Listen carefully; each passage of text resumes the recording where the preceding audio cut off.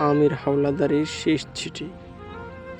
প্রিয় প্রিয় পদ্মাবতী, আমার পাপের রাজত্বে তোমার আগমন ছিল ভূমিকম্পের মতো। যখনই দেখি তুমি দাঁড়িয়ে আছো, আমার হৃৎপিণ্ড থমকে যায়। চোখের সামনে 6 বছরের গড়ে তোলা বাড়ি দেওয়াল ভেঙে চুরমার হয়ে যায়। আমার চোখের মণি পদ্মজা, তোমার ওই 2 চোখের অবিশ্বাস্য চাউনি আমাকে ছিন্ন বিচ্ছিন্ন করে ফেলে। আমার কথা হারিয়ে যায়, আমি স্তব্ধ হয়ে যাই। খারাপের মাঝেও ভালো থাকার মন্ত্র ছিল তোমার ওই দৃষ্টি। সেই দৃষ্টিতে যখন ঘৃণা দেখতে পাই, আমার বুক পুড়ে যায়, আমার মস্তিষ্ক ফেটে যায়। তোমার আহত মুখশ্রী দেখে আমার শরীরের চামড়া ঝলসে যায়। তোমার চোখে জল দেখলেই সমুদ্র আছড়ে পড়ে আমার মাথার উপর। আমার মিথ্যাচার, আমার প্রতারণা তোমাকে কষ্টের ভুবনে ছুঁড়ে ফেলে। বিষাদের ছায়া ডেকে যায় তোমার চোখ। সেই বিষাদটুকু মুছে দেওয়ার অধিকার আমি হারিয়ে ফেলেছি। যদি পারতাম আকাশের মেঘ হয়ে তোমার কাজল কালো আঁখি ছুঁয়ে সব বিষাদ ধুয়ে মুছে সাফ করে দিতাম। আমার প্রথম ও শেষ ভালোবাসা তুমি।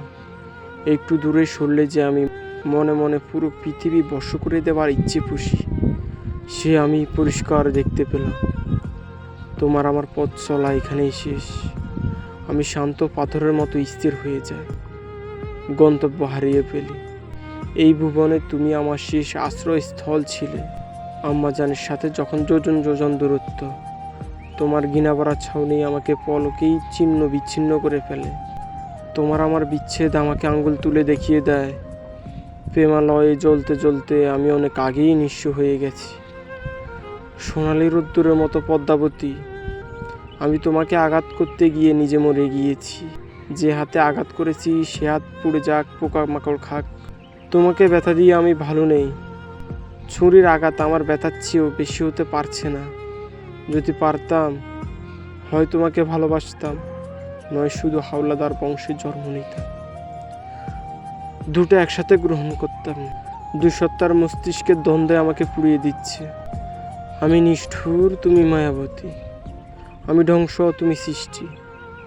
আমি পাপ, তুমি পবিত্র। এত অমিলেই কেন হলো মিলন? কেন কালো অন্তরে ছড়িয়েছিল ফুলের সুবাস? আমাকে ধ্বংস করার জন্য কি আর অন্য কোনো অস্ত্র ছিল না? এমন কঠিন কষ্ট কেন দেওয়া হচ্ছে আমাকে? তোমার ব্যথায় আমি দগ্ধ হচ্ছি।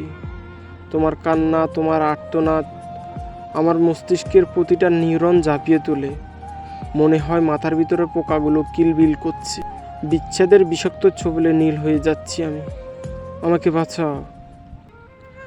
শূন্য আকাশে গাংচিল যেমন একা, তেমনি আমি একা। প্রতিটা মুহূর্তে আমাকে অনুশোচনায় দগ্ধ করে, একাকী নীরবে সহ্য করি। এটাই তো আমার প্রাপ্য।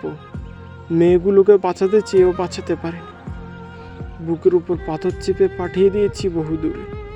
যখন তাদের জাহাজে তুলে দিয়েছি, আমার দিকে করুণ চোখে তাকিয়েছিল। ব্যথিত হৃদয় প্রথমবারের মতো অনুভব করে তারাই তো আমার মতো কষ্ট পাচ্ছে।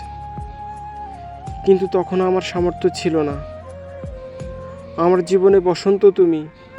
তোমার অসহ্য আলিঙ্গন আমার সহ্যের বাইরে ছিল। তোমার আর্তনাদ করে পালিয়ে যাওয়ার অনুরোধ আমার নিঃশ্বাস বন্ধ করে দেয়। সত্যিই যদি পারতাম পালিয়ে যেতে, কিন্তু তা আর সম্ভব নয়। আমার আকাশ সমান পাপ আমার পিছু ছাড়বে না। আজীবন দৌড়তে হবে। এক দণ্ড শান্তি মিলবে না। মেঘলাবরণ অঙ্গে সাম্রাজ্য, তোমার ভালোবাসার সম্রাট কাটিয়ে দিতে চেয়েছিলাম শত জনম, কিন্তু তা হলো না। তোমার চোখের খাদে পড়ে থাকতে চেয়েছিলাম আজীবন, তা হলো না। সময় এসেছে বিদার। আমাদের পথ চলা এতটুকুই। আমি ছিলাম দুর্গের মতো কঠিন। সেই দুর্গ তুমি ভেঙে গুঁড়ে দিয়েছ। ভালোবাসা আমার হাঁটু ভেঙে দিয়েছ। আমার আর উঠে দাঁড়ানোর সুযোগ নেই। শেষবারের মতো তোমাকে ছুঁয়ে দেখতে মন চাইছে। আমার প্রেম তুমি, আমার ভালোবাসা তুমি। সত্যি বলছি, আমার জীবনে আসা প্রতিটি নারী আমাকে নয়, আমার হারাম টাকার প্রতি আকৃষ্ট হয়েছে। তাদের আমি কিনে নিয়েছি। শারমিন আর মেহুল দুজনকে বাড়ি উপহার দিয়ে তারপর আমাকে বিয়ে করতে হয়েছে। তাও আমি অপরাধী। আমি তাদের ঠকিয়েছি, প্রতারণা করেছি, খুন করেছি।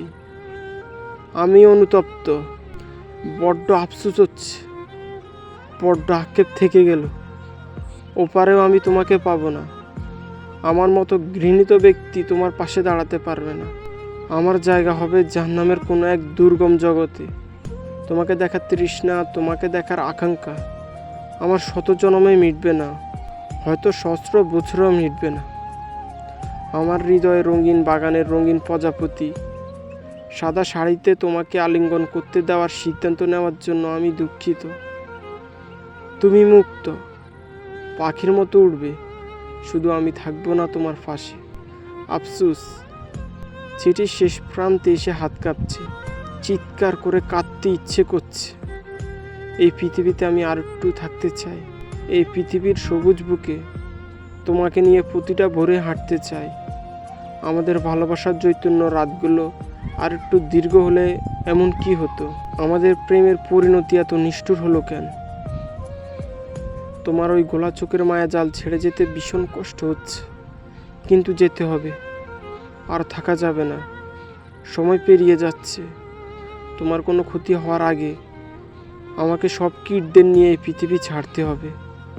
আমার আদার জীবনের জোনাকি, সৃষ্টিকর্তাকে বলো আমাকে যেন আরেকটা সুযোগ দেওয়া হয়, এই পৃথিবীতে আবার যেন পাঠানো হয়। পৃথিবীর বুকে জায়গা সম্পত্তির তো অভাব নেই, আরেকটা জীবন কি পেতে পারি না? তখন আমি কঠিন পরীক্ষা দেব। তোমাকে পেতে আগুনের উপর দিয়ে হাঁটবো, ভাঙা কাছের দ্বারে পা ছিন্ন বিচ্ছিন্ন করে হলেও তোমাকে জিতে নেব। থাকবো না কোনো অন্ধকার জগতের হাতছানিতে, তৈরি হবে তোমার আমার প্রেমের উপত্যকা। আমাদের ভালোবাসা দেখে চৈতন্য তারা কিন্নরা ঝলমলিয়ে উঠবে। আমাদের আবার দেখা হবে, কোনো না কোনোভাবে আবার দেখা হবে, দেখা হতে হবে। নিজের খেয়াল রেখো, ঠিকমতো খাওয়া দাওয়া করো।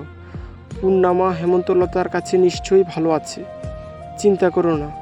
পারলাম না আর কয়টা দিন তোমাদের আগলে রাখতে। ক্ষমা করো আমায়, আতিপ্ত। আমি মৃত্যুকে তৃপ্তি হিসেবে গ্রহণ করে নিয়েছি। ইতি আমির হাওলাদার।